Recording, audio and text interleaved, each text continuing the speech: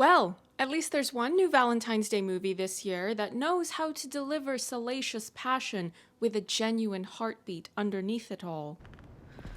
What am I gonna do with you? Whatever you want. Were you boinking my father? Hi, I'm Lady Genevieve, and on my channel I talk about entertainment media. I had the absolute delight of being invited to one of the Pillion movie premieres. We got to see the film, there was an introduction by both director Harry Lighton and star Harry Melling. After the screening, the two of them did a conversation and Q&A about the film. I filmed that and will be including it in this video. Everything is timestamped so you can watch my review, you can skip ahead just to listen to them speak. Whatever it is that you prefer, everything has been labeled accordingly. Following the conversation and Q&A, I also attended an after party where I was able to ask each of the Harrys for a book recommendation. I wrote them down in my notebook so I could share that with all of you, because here on this channel, we support libraries. We want people to read more books. And Pillion is an adaptation of a novel, which I did read before seeing the film. Before the footage from the premiere, I'm going to talk about the book and the film with medium spoilers because I want to be able to talk about the adaptation, and it's difficult to compare the two without giving away at least some of the material with more detail than I might typically do in a spoiler-free section of an opening weekend review of an entirely original film. And then we will continue the review into a full spoiler section. This film has also already been out since last year in the UK, so I'm assuming that there will be more people than usual who will tune into this review having already seen the film. For anyone unfamiliar, the film Pillion is an adaptation of the novel Box Hill by Adam Mars Jones, who is a British novelist, and he's also gay. This is the first and only work of his that I've read. It seems as though he has incorporated his experiences as a gay man in other things he has written, but I don't know enough about him personally to say how much or how little Box Hill is based on real experiences, real relationships, and whatnot. The word pillion may be defined as a pad or cushion for an extra rider behind the saddle on a horse or motorcycle, and the word pillion is mentioned more than once in the Box Hill novel. One of the most noteworthy changes that Harry Lighton made when adapting this novel is that he changed the story from being a period piece to something more contemporary. When you read Box Hill, the way that the material comes across is like you're sitting down with one of our gay elders who is opening up and sharing an overview of their life story. There are no chapter breaks, it's one uninterrupted stream of consciousness, but it's a fairly short novel overall. Now, the exact page count will vary depending on the form in which you read it. When I read it as an ebook, it was less than 100 pages long. And the major relationship of the story between Colin and Ray is one that takes place during the 1970s. The novel is told from Colin's point of view, decades onward, as he looks back on that relationship that he had, as well as other things about his life, such as his relationship with his parents, as well as the relationship that his parents had with one another. The film adaptation, Pillion, may be introduced with Colin, a timid gay man, is swept off his feet when Ray, an enigmatic and impossibly handsome biker, takes him on as his submissive in a crazy and erotic BDSM-focused relationship. This premise is similar to the novel, with the primary difference being that you move the time period of that relationship to take place today, and you move the location as well. The novel Box Hill refers to a place called Box Hill, which is located in Surrey. This is Surrey. No one minds. Such fun. Director Harry Lighton said during the premiere's post-screening conversation and Q&A that he changed this location because he didn't like the look of Box Hill as a place to film in, opting instead to film in Bromley, as it was a location he was more familiar with and thus preferred. Despite this being a feature film debut, director Harry Lighton has done tremendous work to weave the thoughtful introspection of the novel into a heartfelt adaptation. Harry Melling's performance is utterly divine. Colin, that's Harry Melling's character, begins the film as someone that hasn't really happened yet. He's a young man, unassuming, inexperienced, hasn't really figured out the details of who he is and what he wants. Things take an unexpected turn when he meets Ray, that's Alexander Skarsgård's character, in a hilarious introduction. I and many others who were at the screening started laughing out loud when Ray just slides into frame like a comedic supervillain. And the film, for all the emotional drama it has, still manages to maintain a sense of humor where it makes sense to include it in the story. It's never so much comedy to where it would undermine the dramatic stakes, but it adds an element of fun and realism. After all, even if you're going through a difficult period of your life or relationship, that doesn't necessarily mean that you're never going to have a funny moment here and there. At times, the film also indulges in dreamier qualities of long drives with a banging soundtrack, but the relationship between Colin and Ray is a central focus of the film. Colin is inexperienced in relationships in general, let alone a BDSM one. There was a line from the novel that reads, "The trouble with contracts made without a word being said is that you never have a chance to read the small print." And that line is more or less the thesis of the entire film. It's not about reducing the entire concept of being part of a biker / leather / kink group into just one thing. This is merely one relationship we're following.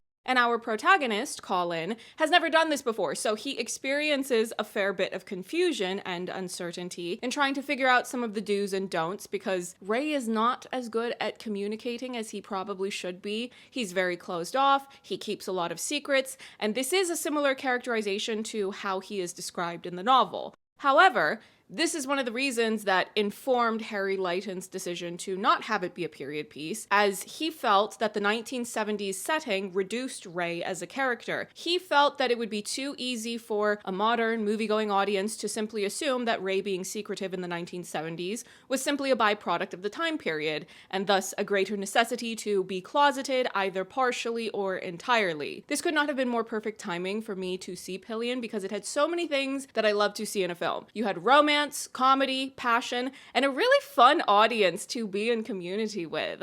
I was invited as a member of the press, a film critic, to review the film, but the organizers of this premiere had also allotted tickets to a couple of different BDSM leather groups from the city. These groups all have their own names. I was able to meet a couple of very nice gentlemen dressed in their best leather outfits while we were all queuing to pick up our tickets. I recommended that they read the book once they have seen the film. We got to talking about cats because, as anyone who watches me on a regular basis will know, I have 2 adopted cats, and they also had cats, so we bonded over that. And they also knew who George Chakiris was when we were chatting about my channel, and I had said that interviewing him was one of my favorite things that I have ever done with my channel. So overall, it was a great community to experience a new film alongside. Anytime Colin was able to have some sort of new experience within his relationship with Ray or some new BDSM milestone, it was a great crowd to be in community with. We were all cheering, laughing, and having a wonderful time. I do want to move into talking about more of the spoilers, but before we do that, I would like to share the book recommendations that I got from Harry Lighton and Harry Melling. While I was at the Pillion premiere after party, that's what this wristband is from, I approached both of the Harrys separately in order to get a book recommendation for all of us to add to our TBRs. Harry Lighton's book is called The New Life by Tom Crew. Harry Lighton described it as an exploration of kink and transgressive relations set in Victorian England. Now that description is unlike anything else I currently have bookmarked for later in my library account, so I am looking forward to adding this in somewhere. I don't know exactly when I'm going to read this, but I do know that I would like to finish both of these book recommendations before the end of this year, that being 2026.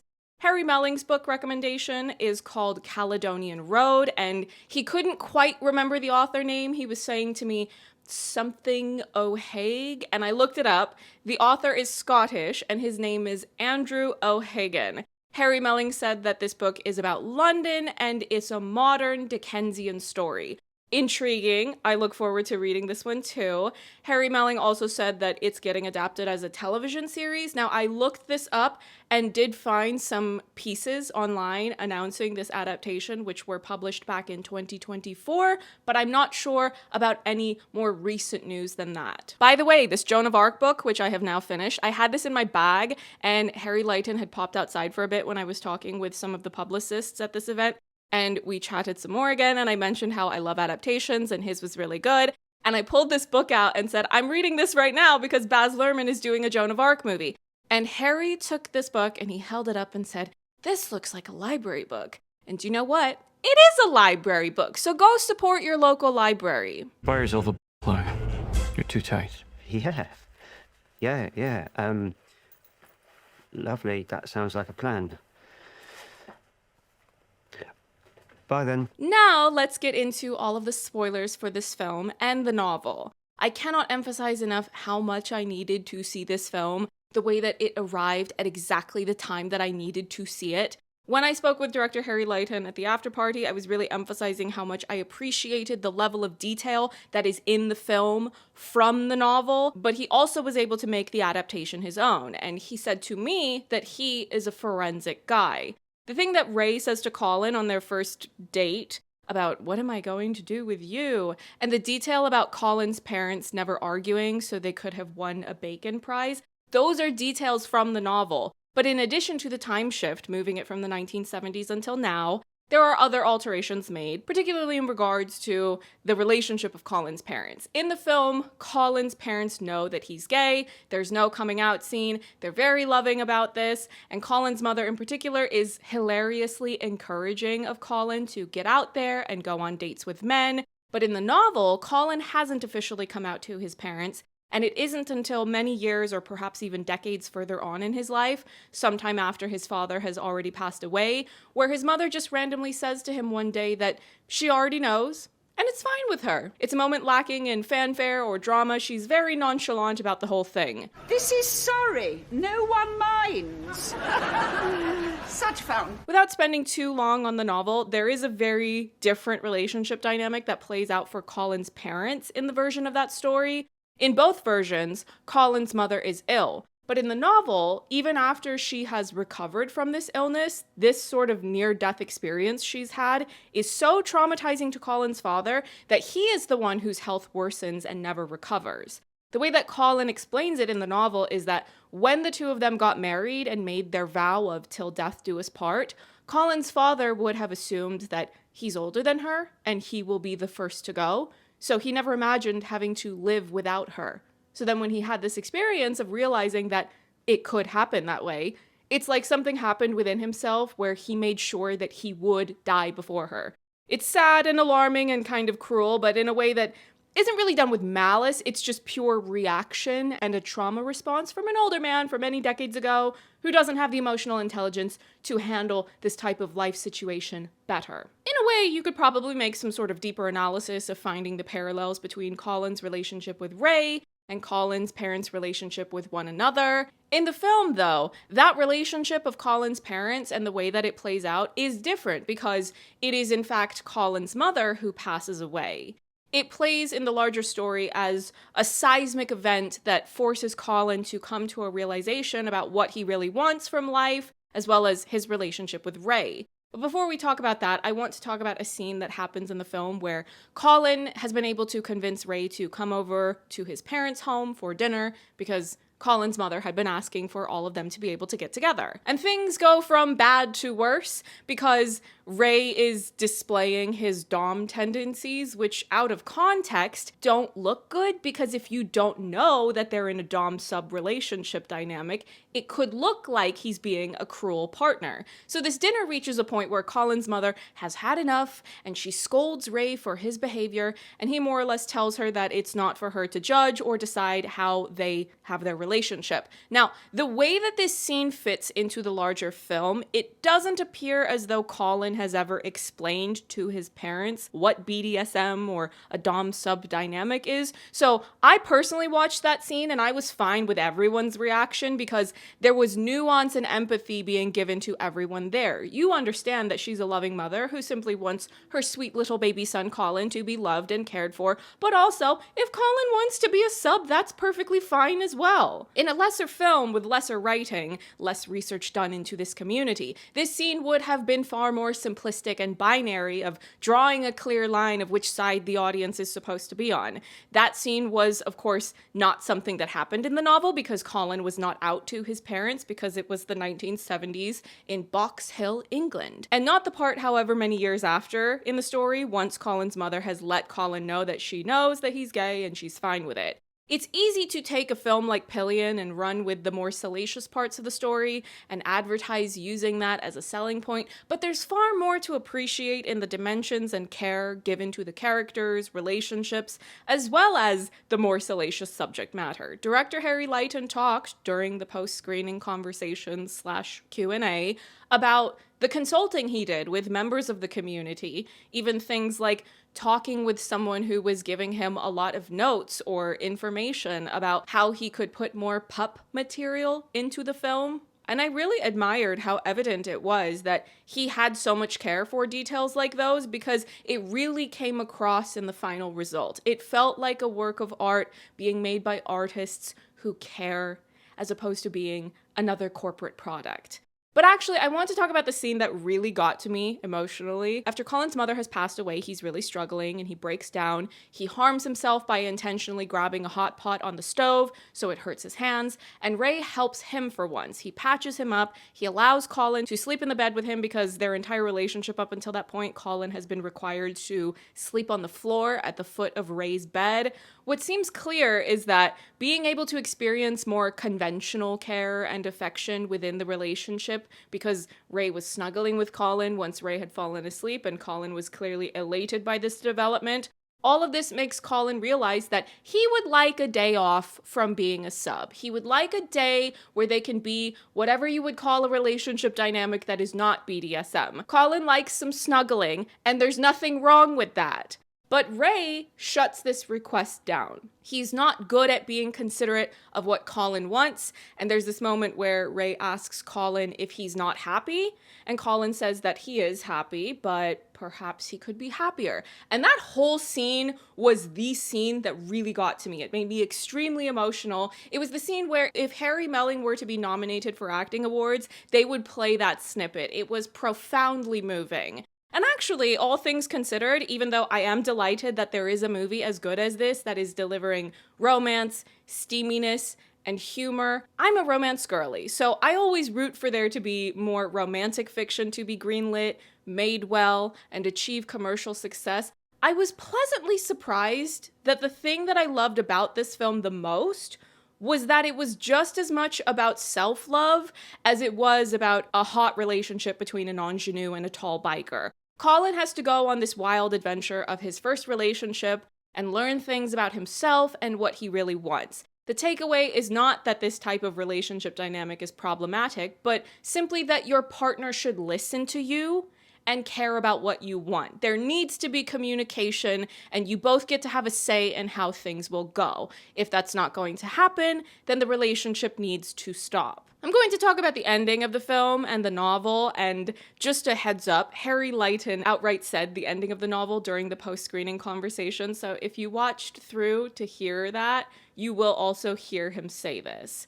In the film, Colin gets really upset that Ray is rejecting his request for a day off, so he acts out. He steals Ray's bike to go on a joyride, and when he comes back the following morning, Ray is more conventionally nice to him. He lets Colin decide what they'll do today, and they have a cute time together. However, when they are at the park, they begin to wrestle, which is something they already do in their usual relationship dynamic, and then the two of them kiss for the first time. That's not something they have ever done before. And Ray reacts poorly. He's shocked and appears horrified, so then he just up and disappears. He leaves, we don't know where he went, and Colin is left abandoned. Now, Colin still has his father, who is kind enough to even drive Colin around to help him look for Ray. In the novel, Colin goes away for a bit. He's gone on holiday with his parents. By this point, he and Ray have been together for 6 years.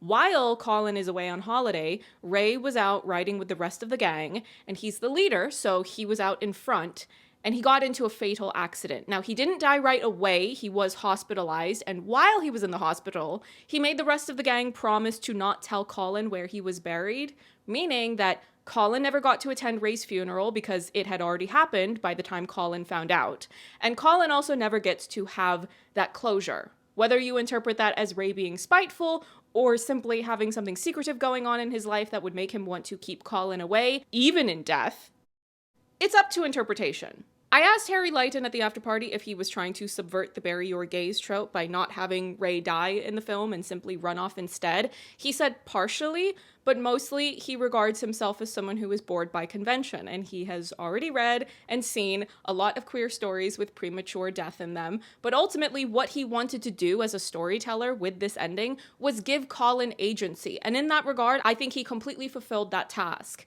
If you go into viewing Pillion with the expectation of nothing more than a romantic queer BDSM story, you might be slightly disappointed that they don't end up together, but right from the beginning, the story establishes itself as being about Colin. He is the protagonist, he is who we are invested in, and he's who we want to see have some sort of happy ending. And he gets to have that. He experiences his first real relationship, which has left him with some wonderful memories, some less pleasant ones. He's learned a lot, and now he's more confident and self-assured. He's able to embark on a new relationship in which he now knows how to communicate what he's okay with and what he's not, and those things are conveyed right from the beginning, so this new person has to agree to that, or else they're not even going to start something up in the first place. Harry Melling was sensational in this. He made me care about Colin and root for him and want only the best for him.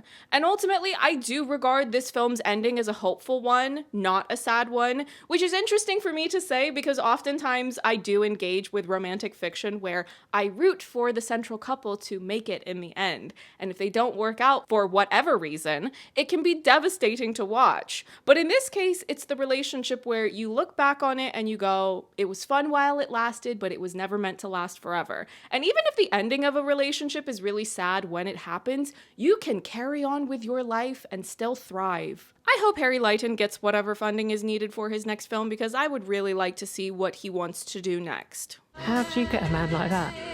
I have an aptitude for devotion.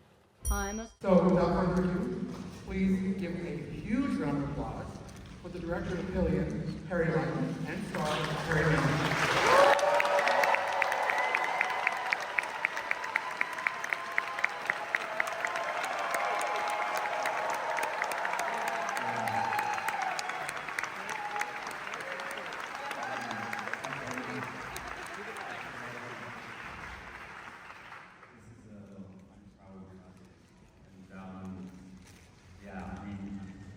Honestly, Pillion so far has been kind of one feature moment after another, but speak here in Castro. I beg your pardon. Speak up. To be here in Castro, you know, the Castro is something where I kind of like watched from far on the other side of the pond and you know, envied everyone who gets to come here en masse. It's more than a pigeon moment. It's a kind of, I don't know, punch me in the face moment in the best possible way. I want to thank everyone who's making it possible. It means the world. And also, importantly, I want to thank all of you for coming out and filling up the place. It's a big old cinema, and to see every seat filled, it's incredible. And you're also all looking incredibly good, which matters.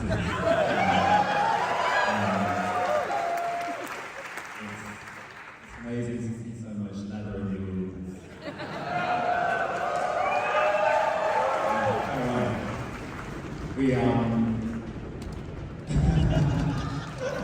I mean, other than my lead actors, Harry and Alexander, all the bikers we see on film, fully fledged members of the leather community back home, and they're amazing. Right? You'll see for yourself, but for me, you know, I told them we were coming here to Castro, and each of them sent me a text back, sort of A, expressing their jealousy, and B, wetting themselves with excitement. So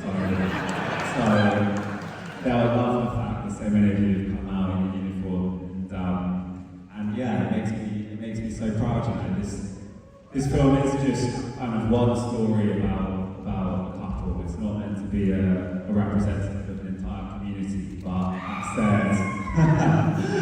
that said, I really do hope that you see something of your desires represented on screen and something of your wants in this.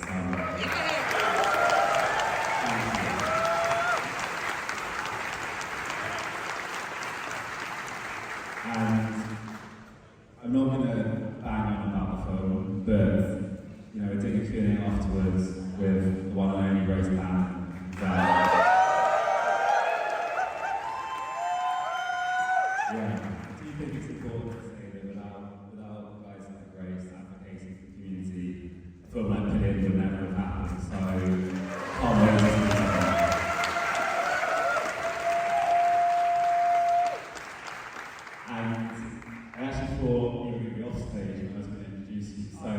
doing the freestyle bit, but you know, aside from Race Dan and someone else who the film would be impossible with,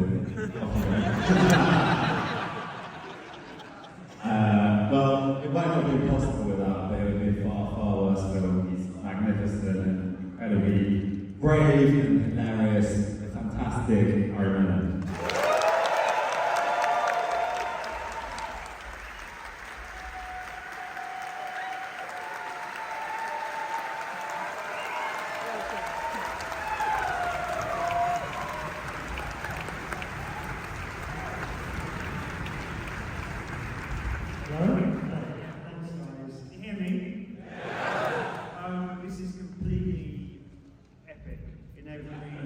So thank you for being here. We are, of course, missing one person on stage who was the most incredible collaborator, the most incredible scene partner, and of course, the Dom of Dreams, Mr. Alexander Skarsgård.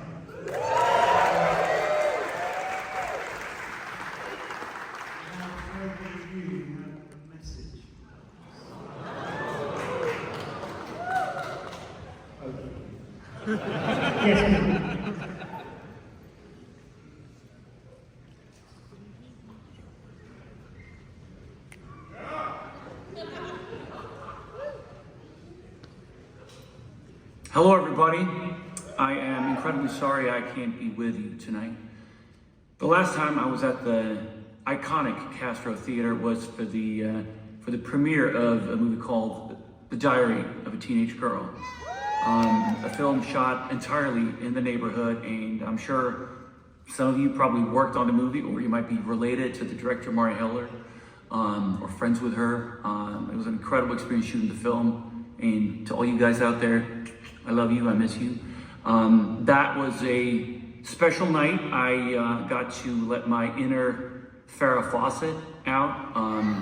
Her name was Leaky Fawcett.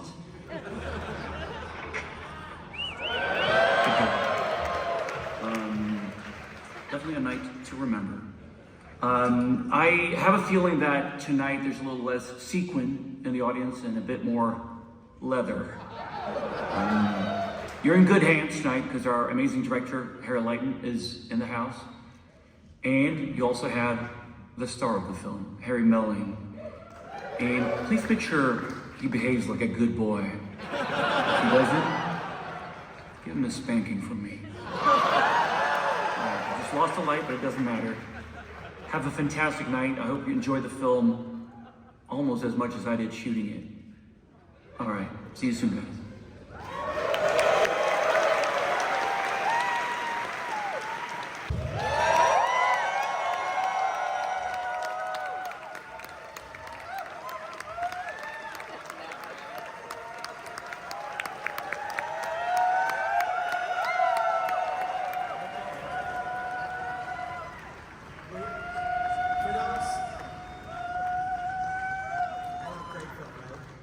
For those who don't know me, my name is Race Dan. I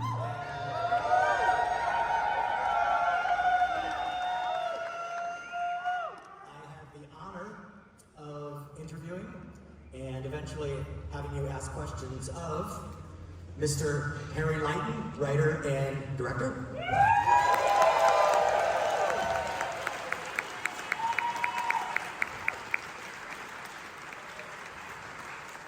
And the luminous actor, Harry Melling.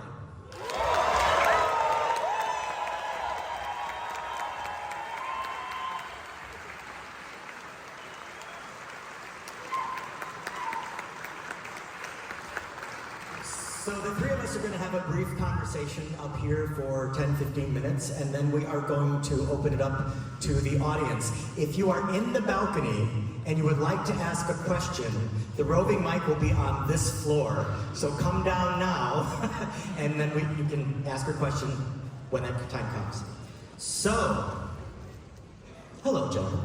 Hello. By the way, this is their last stop on this American tour.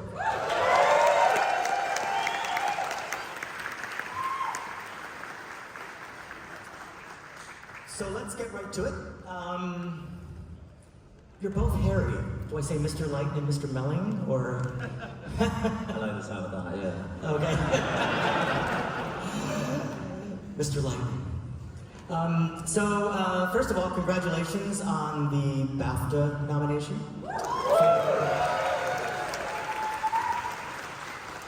Best British Film and Best Adapted Screenplay. So, the screenplay was adapted from a 2020 novel, Box Hill, by Adam Mars-Jones. Can you tell me about how you discovered the book, the process of adapting it to a screenplay, and why you changed the name to Pillion? For sure.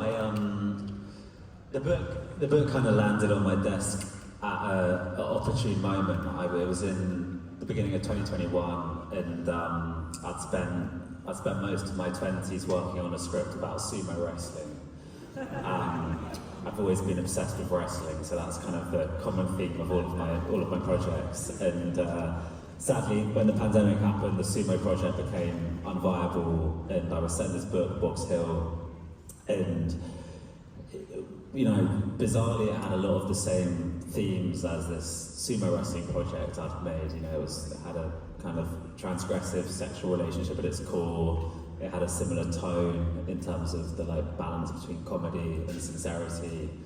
But the book was set in the 1970s in a place called Box Hill, which is where the book gets its title from. Box Hill being in Surrey, and the first thing I did was change the title for a very dull, practical reason, that Box Hill is a very ugly place to film.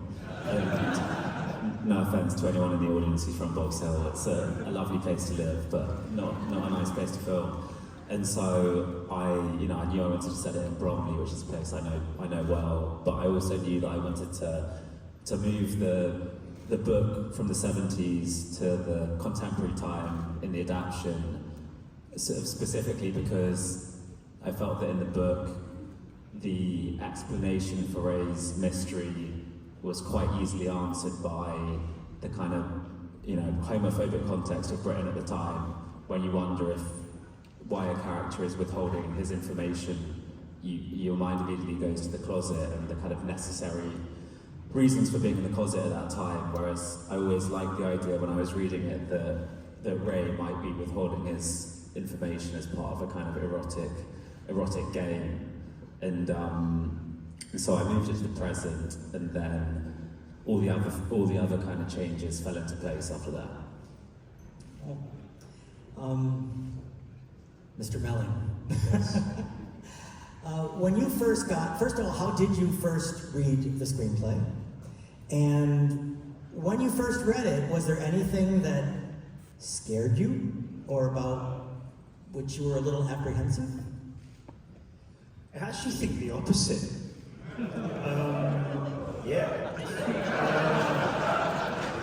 I think so. I got it emailed from my agent.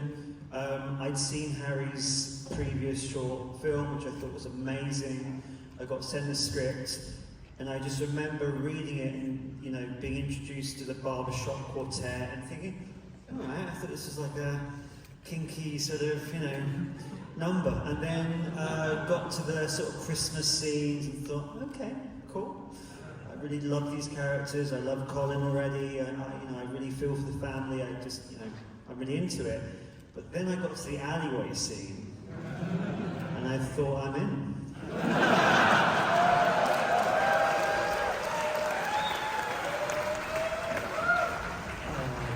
And by the way, many of these people here can relate to what you just said. So even though this setting and the narrative is very specific, the emotional journey it takes you on is very unique. For both of you, what do you hope the audience takes away from the film? And what do you hope people either discuss or argue about on the way home?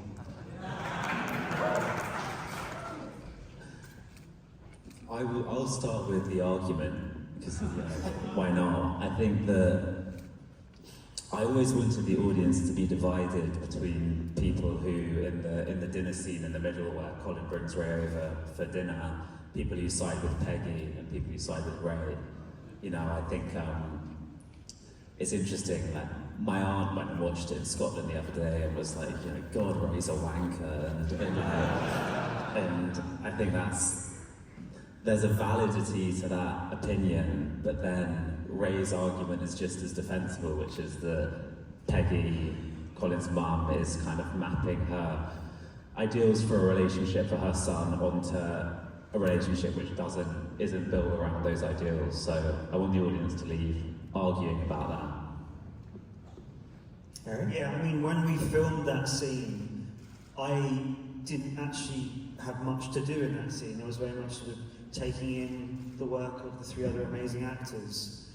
And I remember, as we were filming it, thinking, this is really the scene in which all the sort of opinions and the debates sort of clash. And we're really sort of understanding Peggy's side and Ray's side, and Colin caught between the middle of that, but obviously so thrilled and excited about this adventure he's on with Ray.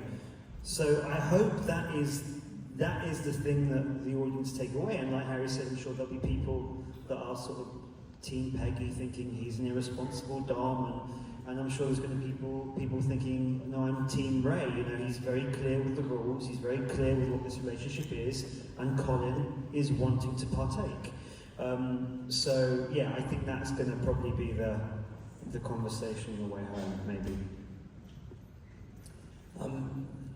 This is for you, but it can also be for both of you.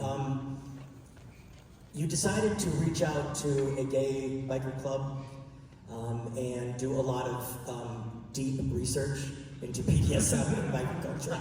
Take that however you want. So what was it like to work with those bikers and those BDSM guys and to learn from them, from their real life experiences, and then move it into film? Deep research. It was honestly sort of revolutionary for the project. You know, I about 2 months before we started shooting, my producers reached out to the GBMCC, they're called, and said, you know, there's this irritating director who wants to come and ride Pillion behind you for a weekend, and they were very, very generous in saying yes, but you know, I then spent a weekend with them, and at that time was looking to kind of cast the bike club around Harry and Alexander, and off the back of that weekend was like, you know, why would I spend loads of effort trying to dress up actors to play these roles when there's hundreds of guys who are keen to make sure there's a level of authenticity in their depiction on screen. And so you know, they then submit, you know, about 100 of them submitted tapes, and we chose the bikers from those tapes, and they then became, like, I guess, the most integral part of the kind of character development. You know, a good example would be Paul the pup, who's the pup in the film, who's deserves a clap. He reached out to me personally and sent me a message being like, you know, I'd love to see some pup representation within this bike club, and I went and had a pint with him, and he arrived with like a 4,000-word letter about, I'd sent him the script about ways in which we could integrate pup play and pup behaviour into the script, and you know, he was a great example, but all of them provided their own kind of experience and lives to flesh out their characters. And I think the main thing I took from that was like the essentialness of like portraying the variation within a subculture. I think often when you portray a subculture on screen, it gets kind of flattened into one identity, and I really wanted there to be, like, you know, your guy with like a spider tattoo on the back of his head who seems like he exists on the more extreme sides of the subculture, and then your guy who looks like an accountant, and for them both to have a place in the world of the film. What was it like for you to work with them? It was incredible. I mean, Paul the Pup was the first. That was the first Pillion ride I took to Cambridge. So I'm based in London, so it was about a 2-hour ride to Cambridge, and he was just incredible. And all the guys were what was incredibly moving for me was when we had our opening screening at Cannes. A lot of them came down to watch the movie, and you know, I was quite nervous because they're not actors, and obviously seeing yourself on screen is nerve-wracking anyway, albeit an orgy. So I was like, oh, you know, I really hope they like it. You know, I really hope they feel proud of what they're in. And seemingly they seemed super excited by it and proud, and it felt true to them. So that was like, for me, the biggest sort of, yeah, that was a real sort of, you know, I'm so happy that they felt that it represented them. What's your acting process like? This is a pretty emotionally complex and deep subject matter. And do you shoot a scene, then stay in it, step out of it? Do you do a lot of research beforehand? Do you do a lot of rehearsal? What's your process? I spend a lot of time with the script. That's the first thing I do. When the script is this good, and I'm not just saying this because it's here, but when it's good, it's all there, really. So I spend a lot of time with the script, and then I do research. I was hanging out with the bike gang as much as I possibly could. And then it's just about giving yourself, surrendering, I guess, to the process of the movie and listening to the movie and listening to what it's asking of you. I wouldn't say staying in, like in a sort of method way, but you're always in it in some way, especially when you're in every sort of frame of it. You have to somewhat keep yourself plugged into the story and to who this person is, and you just slowly build it from there. And in terms of rehearsal, we didn't have much rehearsal, for practical reasons. Alex came in after we did the first week of shooting, so we didn't have much time to rehearse, but in a way that meant that we had to discover it in the moment on set with Harry, with the camera rolling, and so it was a very alive, exciting set full of discovery. So I guess that was really how it worked. You just talked about the wrestling scene. How much time did you have before you did that scene, which is probably my favorite scene, for reasons. Did you have much rehearsal time, and what was that like directing that first time? So we had the first week was just a family unit, and then Alex, I think, flew in on the Saturday. And on the Sunday we had a rehearsal for the wrestling scene, so effectively we just shook hands and we singled it up and we jumped on each other, and then we sort of, you know, worked out how to sort of do that elaborate move where I'm sort of up in the air. So that was really the only rehearsal we had, and then from that point, because we were shooting that week, so we had to make sure that we had an idea of what we were going to do, and that was the only rehearsal I think we ever really had. Yeah, and in terms of directing it, the wrestling scene was the first scene I wrote in the whole of the film. It just flew off the page, the wrestling scene. And I knew exactly what I wanted. You know, it was written in the script. The move Harry's described, it's called a Mexican surfboard, and it's something I'm familiar with. So I'd say that usually I'm a fairly hands-off director in terms of letting actors work out, you know, there's room for improvisation, but with the wrestling scene I was quite specific. I love that. I asked about his acting process, but what's your directing process like? Do you have a process that you follow that works for you especially well? I'd say I'm sort of getting there. It's, you know, this was my first feature film, so it's always been that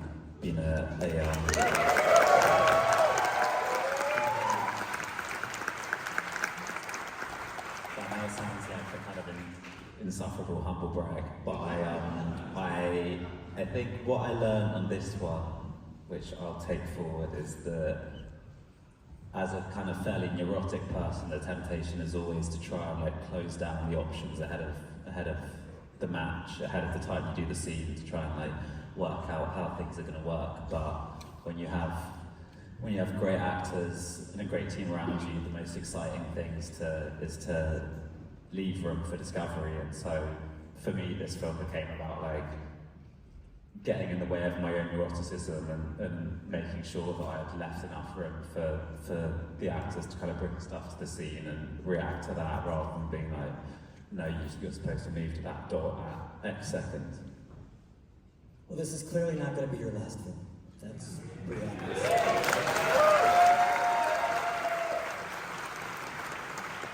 So this is for both of you. What part of this project was the most fun for you, or at the very least, the most fulfilling?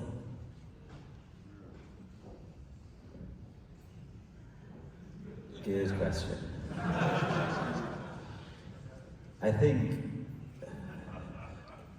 broadly speaking, I'll give you two answers. I mean, like the most fun part of the process, and bear in mind for me, it's been like a 7-year process from research, a long process.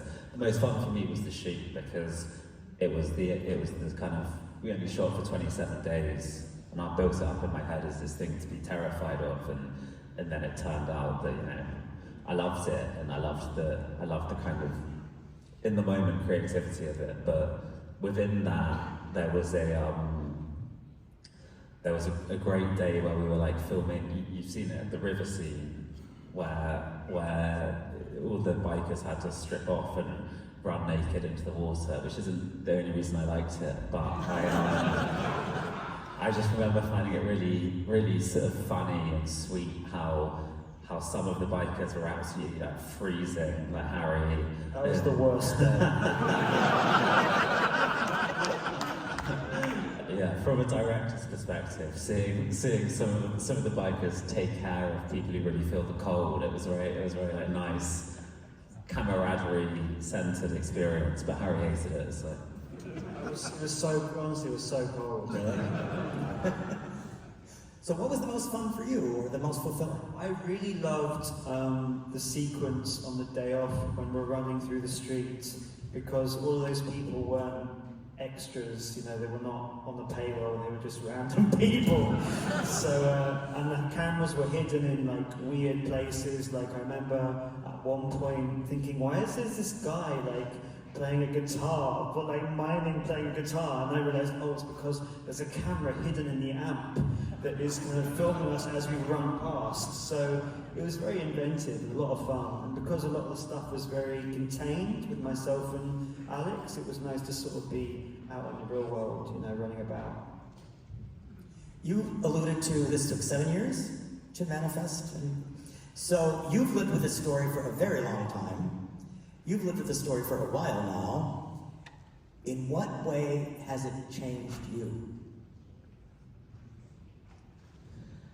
I think that it's definitely, I've thought this in the past, but I guess like the root of why I make films is often to like give me the courage to live something into existence. Even when I was like 16, when I was in the closet as a 16-year-old, I made a film about a guy like masturbating to Rothko paintings. It was like an incredibly, yeah. Well, I'm glad there's some Rothko fans in the audience. It was a very pretentious film, but it was a way of me. The crucial ingredient of that film actually was that I was wanking to Rothko while my twin brother was fucking his girlfriend next door, and it was about sexual frustration. And I think like a lot of my films are ways of me kind of forcing myself to engage with stuff about my own life, which I find intimidating. And this film definitely has like pushed me towards being like a more kind of confident like embodier of my own sexuality, and embracing the kind of kinky sides of me. So I think it's made like a very tangible change to the way I go about my business.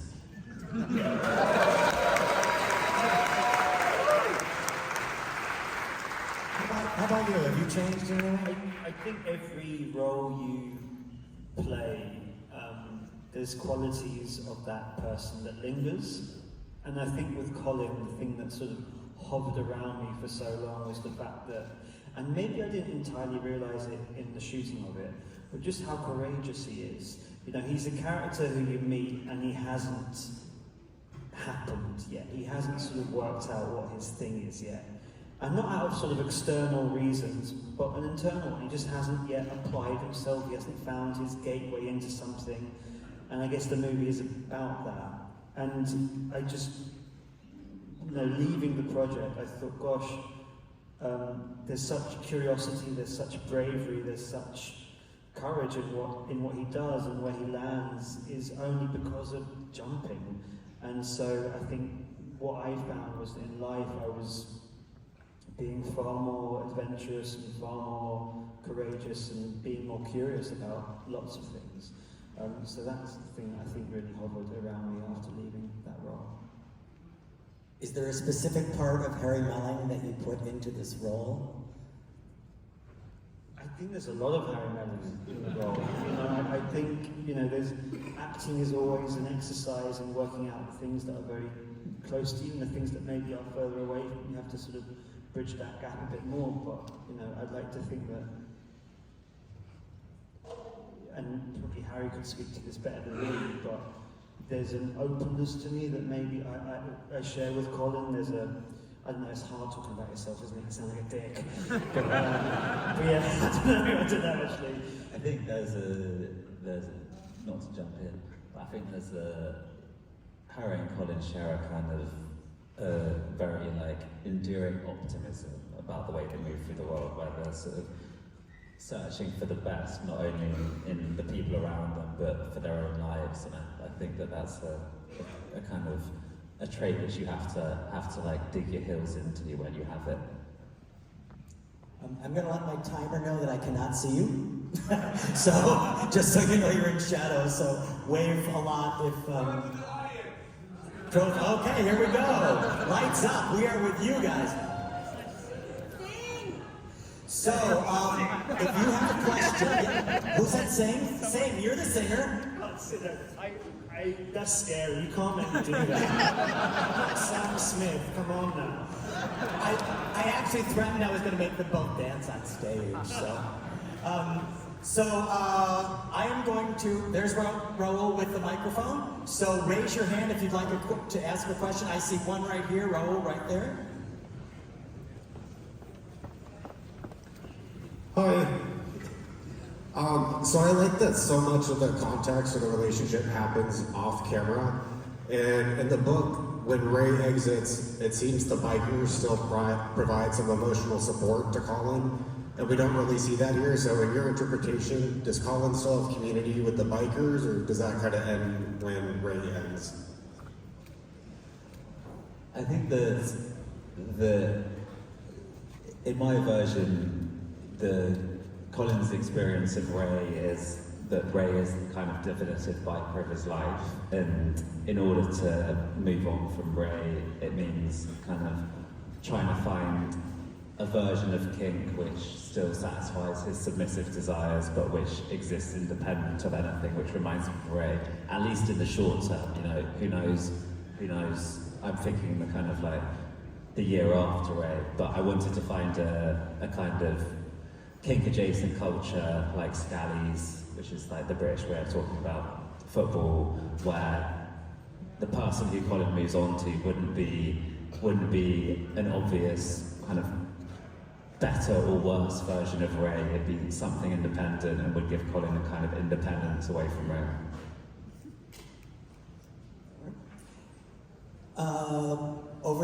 Raoul, to right there. I just want to note that we have time for 2 more questions. Okay? 2 more? Okay. So, I'll be very transparent. I have not read the book. This is my first time seeing the movie. And I was interested in how you guys spoke about kind of simplifying the dynamic as being team Ray versus Colin's mom. So I'm curious to hear from you as a director / artist, how do you grapple with not giving any kind of closure around an unhealthy DS dynamic like the one that Colin and Ray had? I think for me, that's kind of, the sort of answer is in the question. It's like, as an artist, I think it's important to not always give closure. It's kind of, in my mind at least, the art which I want to make is about posing questions and about leaving questions with the audience rather than,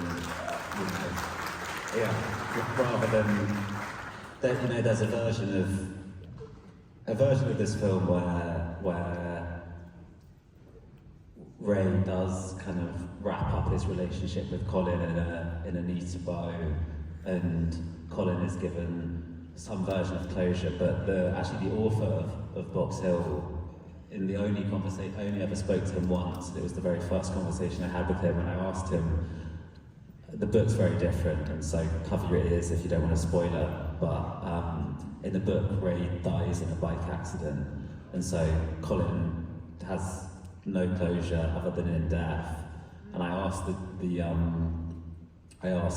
novelist Adam about that, and he said that he thought that closure was for bin bags, which is sort of it's a bit of a line, but it kind of spoke to me about my own relationships and the fact that like you can have a very complicated relationship which still leaves a residue for you as you move forward into relationships which have more kind of quote-unquote healthy aspects to them. And that's where I wanted to leave Colin, was having experienced something which had all sorts of positives and negatives to it and had all sorts of complications, but which gave him more confidence in negotiating his desires in his next relationship.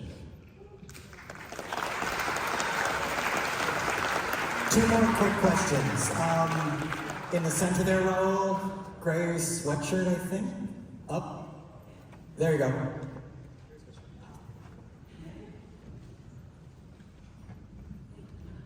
Great work. I really liked the use of music and sound in this. I thought from the barbershop quartet to the piano, it was really interesting how it kind of was woven into the story. I just wanted to hear you talk more about that. Thank you. Well, I'll speak about the needle drops. I think like the Tiffany is the song which kind of, was the breakthrough for me. And I always thought it was important that Ray, who's a character who has this like extreme macho facade, also has like notable hints of faggotry to it. And you'll notice that like in that wrestling scene, the Tiffany is issuing from like a speaker in the room. It's not like your needle drop where it's playing outside of the world. It's a song which Ray has put on, and I both like the idea that Ray as a character would choose Tiffany because it sort of is slightly counters the idea of this like boom boom body slam scene, but also it's like one of the gayest songs ever. So kudos to Ray for being a faggot, I guess. It's the moment I say.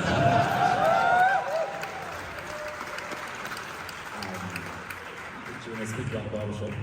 Yeah, the barbershop was difficult to do that. But what was great, I always loved the fact that it's our first introduction to Colin. It's very much another gang, a very different gang, but a gang. And I love putting that against where Colin's going in terms of this biker gang. But yeah, I loved how often there's this kind of a lameness to barbershop singing. I mean, it's beautiful, but it's a bit naff. And I kind of like offsetting that against this sort of biker world. So that was a lot of fun to do. We sadly have time for one more question. Next. Raoul, let's go there since you're there. I want to move quickly. Thank you. I just want to say that I really appreciate Colin's role. Anyone would be a fool not to appreciate the character as being the way he was so devoted and the way he cared so much and he wanted so much. And unfortunately, well, in my view, unfortunately, I think he gave up so much. And I think often sometimes when we want something that much, we're willing to give up a lot of ourselves, sometimes perhaps to the detriment. But I like the fact that the movie ended with, on a positive note, that he picked himself up and that he was able to learn from the first relationship, and he was able to figure out that he was able to set his requirements, and he brought it onto the next relationship. And I appreciate you putting that in for somebody in the sub role. Thank you for doing that.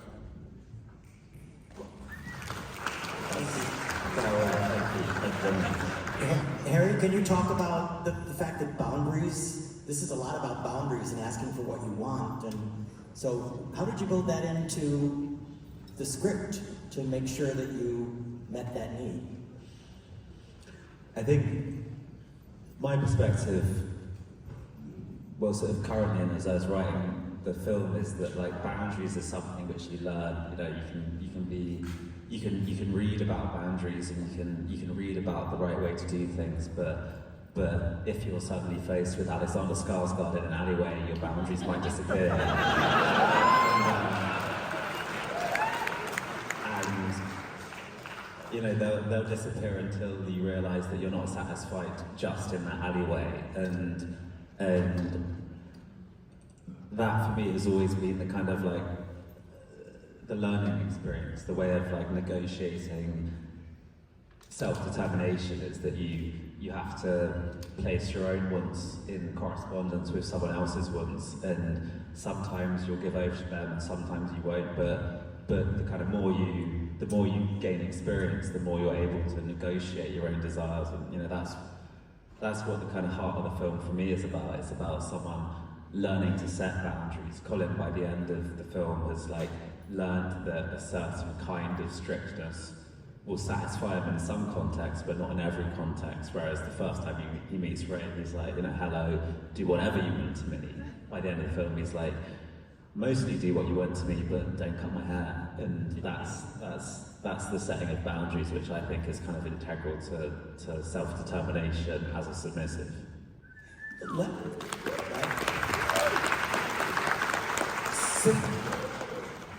Anybody with one really quick question?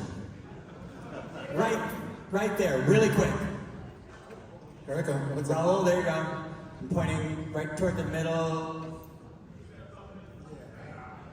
Yeah, we need to get a pump in here, so that's, I'm doing this intentionally.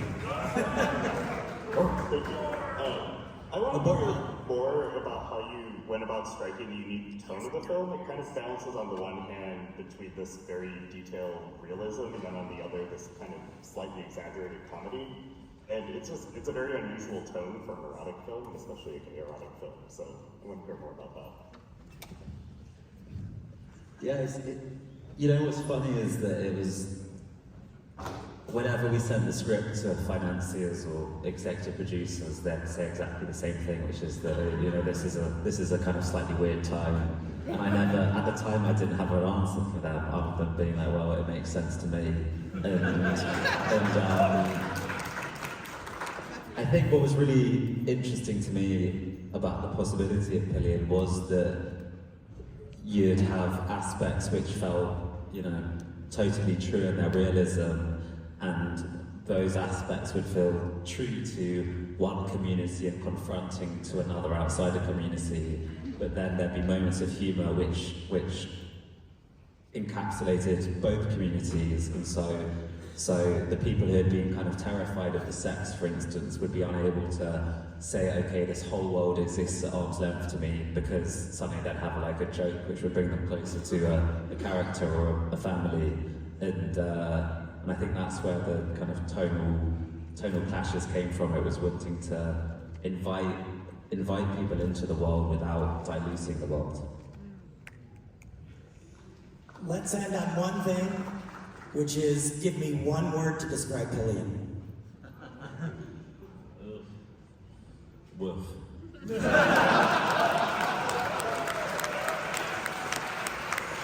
Barry?